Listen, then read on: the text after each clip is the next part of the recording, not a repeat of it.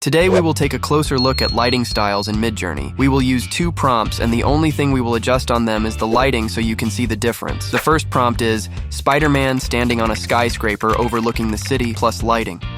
The second prompt is young woman standing in front of a huge castle plus lighting. I'll leave them for you in the description.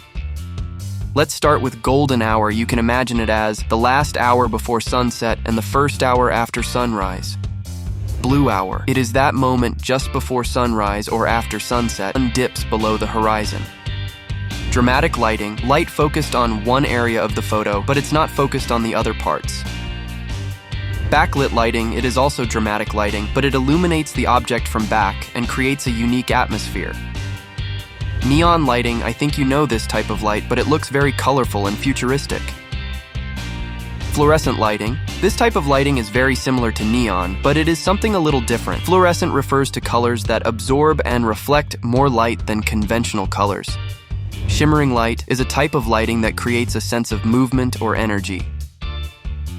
It is good for water, fire, and similar things. Crepuscular rays occur when incoming light is partially obstructed by a cloud or tall feature on the horizon.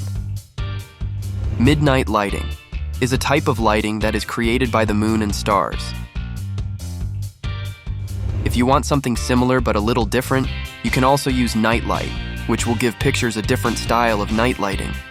Let me know in the comments which of the lighting styles you like the most, or suggest another video you'd like to see here. Thanks for watching. I hope I helped you. Don't forget to like and subscribe for more tips. Have a nice day.